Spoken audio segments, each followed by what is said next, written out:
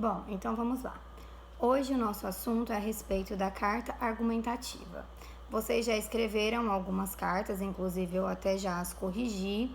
E como eu sempre disse a vocês, não tem segredo, né, na escrita, porque você tem o objetivo principal de atingir o seu destinatário e, em consequência, tudo que você vai escrever é exatamente aquilo que você pensa a respeito de determinado assunto e você quer atingir diretamente o leitor, ou seja, o destinatário da carta que você está endereçando. Por que é interessante a gente saber a estrutura dessa carta? Porque mesmo que vocês já tenham escrito várias cartas e também tenham uma noção do que isso significa, né, no mundo fenomênico, a carta argumentativa, ela tem algumas peculiaridades. Vocês acompanhando os slides aí, vocês poderão perceber que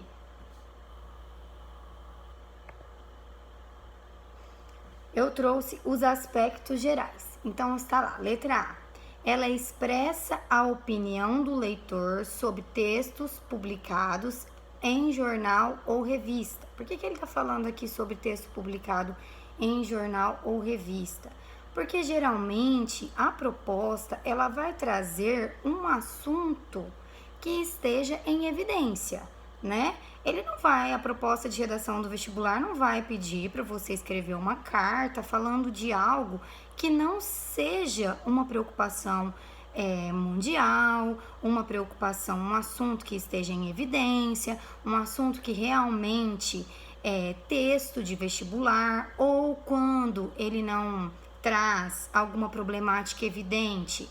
A proposta pode trazer, sim, um assunto subjetivo, mas que exija uma reflexão do escritor, né, que respeite a coletividade, que respeite o senso humanitário. Então, tudo isso, a proposta de redação da carta, ela vem trazer a nós.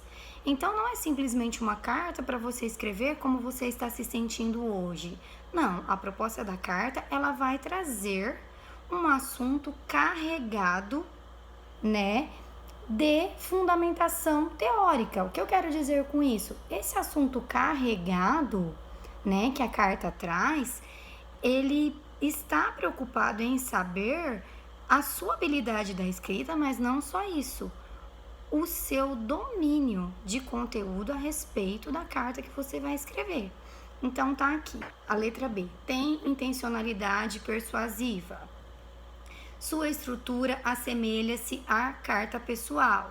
Então, data, vocativo, corpo do texto, expressão cordial de despedida e assinatura. A linguagem adequa-se ao perfil do autor, né? Isso é óbvio, a linguagem ela vai se adequar ao seu perfil. Mas lembrando que você vai escrever uma carta para uma proposta de vestibular. Então, como você será avaliado, tá? A sua linguagem, ela precisa, né, estar de acordo com o que o examinador vai exigir de você. Isso a gente já sabe, né? E eu trouxe no próximo slide a estrutura da carta. Então, tá aqui, local e data, né? Então, você vai começar o nome da cidade por extenso, vocativo, pronome pessoal de tratamento de acordo com a função social do destinatário. Então, vai depender para quem você vai endereçar a carta, né? Para que você use o pronome pessoal correto. O primeiro parágrafo, deixar clara a intenção para o destinatário. Né? O que significa isso? Deixar claro essa intenção para o destinatário.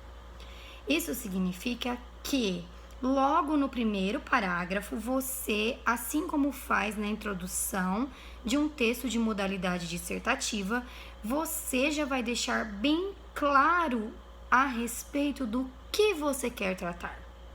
Do que você quer tratar com aquele receptor, certo? Segundo e terceiro e quarto parágrafo. Corpo da carta corresponde à argumentação sobre o tema em questão.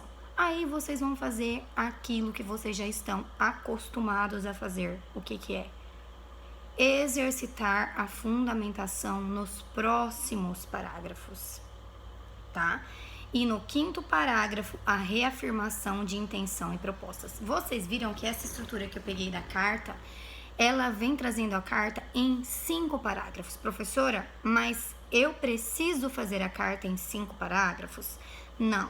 Você pode finalizar sim a sua carta em 4 parágrafos. Por que ele fala em 5 parágrafos? Ele fala em 5 porque o primeiro parágrafo, no caso, como você vai deixar a intenção clara, você, diferente da dissertação, você não vai fazer uma introdução. Você vai explicar o que o motivou a escrever sobre aquilo e trazer o tema. Então, por isso, ele fala em 5 parágrafos. Mas não há problema nenhum se no primeiro parágrafo da carta você já conseguir fazer toda essa introdução, de explicar o que te motivou a endereçar a carta para essa pessoa e já trazer nesse parágrafo o texto. Então, vai depender da sua articulação. Você pode sim fazer separado, né? Um parágrafo mais breve, explicando, apresentando o tema, e depois, no outro parágrafo, você vem com mais introdução e peculiaridades acerca desse tema. Ou, se você quiser condensar isso em um parágrafo só, você também pode fazer, certo? Aí eu trouxe mais ideias a respeito da estrutura, tá? Desse parágrafo padrão.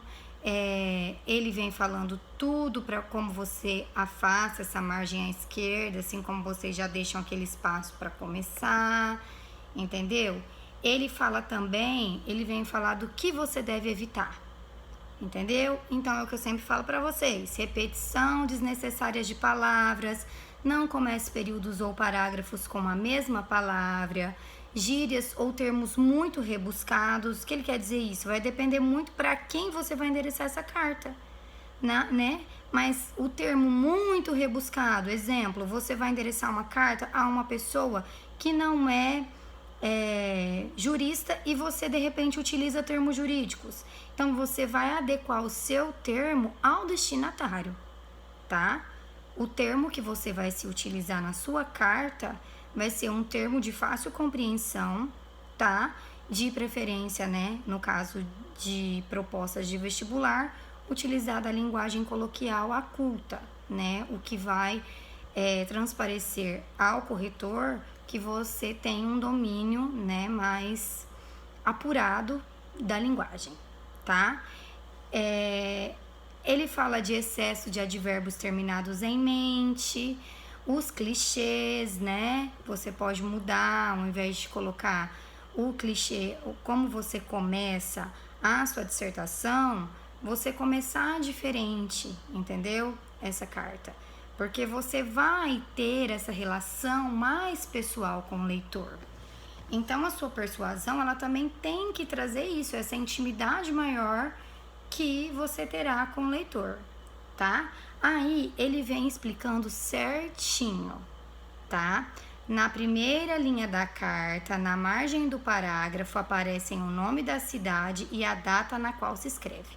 E ele traz o exemplo. Depois ele vem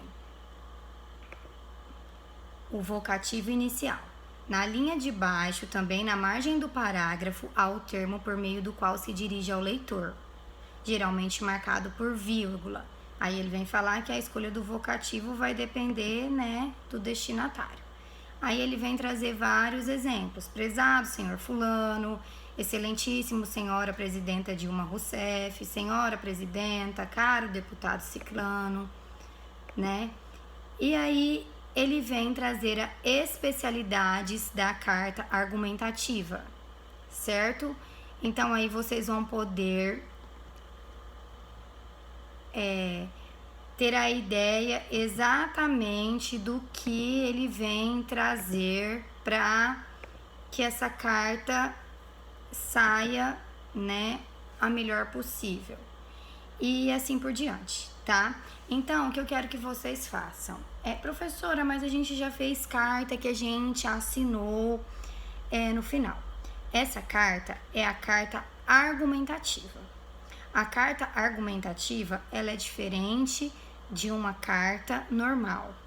Então, a carta argumentativa, você vai seguir exatamente as instruções dos slides, tá? Os slides estão claros, não tenha dúvida, não tenho dúvida nenhuma de que vocês não terão dificuldade e também vocês vão me enviar essa carta e eu vou corrigir.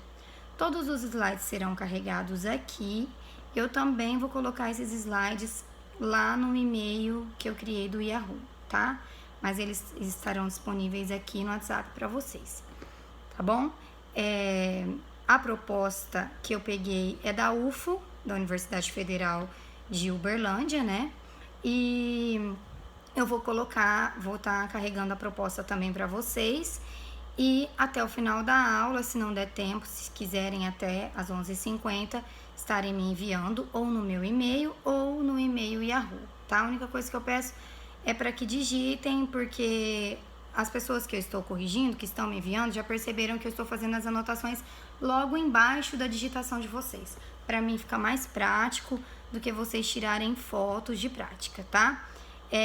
Eu vou colocar também aí abaixo a correção dos exercícios de interpretação de texto e no plano de ensino eu vou estar passando mais um módulo para que vocês façam, tá?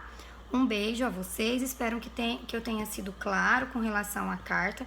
Os slides ajudarão a esclarecer aquilo que eu não esclareci, né? Mas qualquer dúvida que vocês tiverem com relação à forma de começar, vocês podem me perguntar agora no privado, tá? Que eu vou estar respondendo a vocês. Um beijo, com muitas saudades.